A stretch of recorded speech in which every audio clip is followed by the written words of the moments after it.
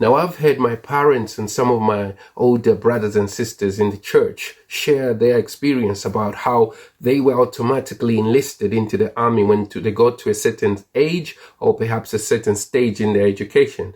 They didn't have a choice. But as believers, when we chose to come into Christ, when we accepted Christ, we were automatically enlisted into God's army. Now, have you ever wondered what this looks like in your personal life in this world we're living in today? My name is Miselo. I'm on the wider leadership team here at All Nations, and this is my thought for the week.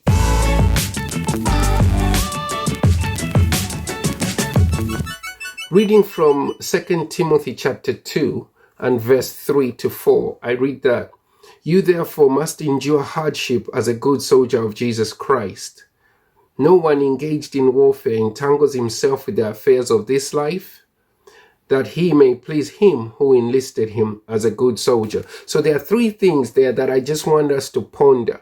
The first one is that we must endure hardship as a good soldier of Jesus Christ, that when we are enlisted into God's army, we don't entangle ourselves with the affairs of this life. And then the third one is that that our sole objective or our motivation is because we want to please the one who enlisted us into his army, and that's our Lord God. So, beginning with the first, just think about it in your own life. Going through hardship. Why would we want to go through hardship, or why does going through hardship have any bearing on our faith? Well, there is a war that is waged against us, and it's a war against spiritual forces, which we've already come to learn from our studies of Ephesians. Now, so there is a battle going on. It is not a physical battle. And we, in the army of God, we fight spiritual warfare. That's why we talk about putting on the whole armor of God. Now, we do suffer because we crave certain things in the flesh that we cannot give ourselves to because they lead to sin. That is the sinful temptations that's in our flesh. So we, as soldiers of Christ, when we suffer those things, when we reject sin, when we turn away from sin, we are choosing to follow Christ, the one who enlisted us to follow God.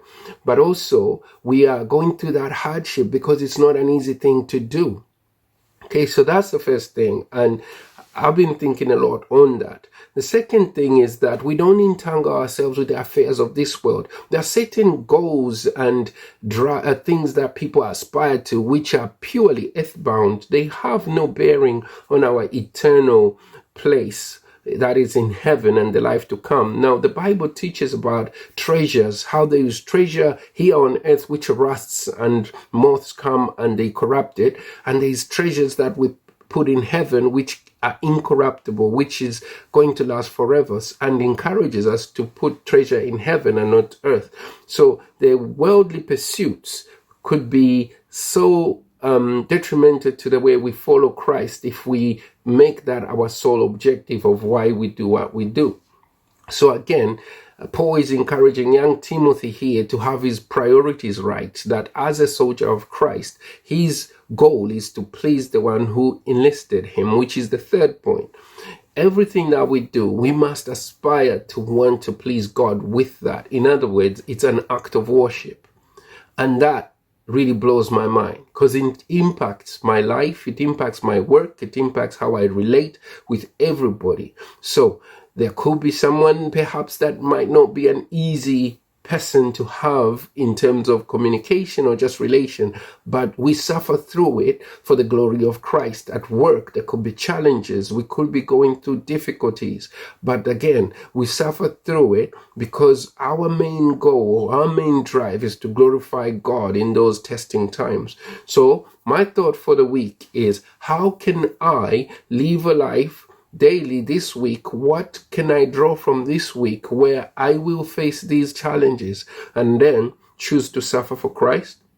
And that is my challenge for you too, because following Christ comes at a price, but it's something that we do because of the prize that awaits us in eternal glory. So my prayer is that this week your thoughts will be above and not beneath, that your eyes will be upon him, and not anywhere else. So that is my thought of the week. Thank you.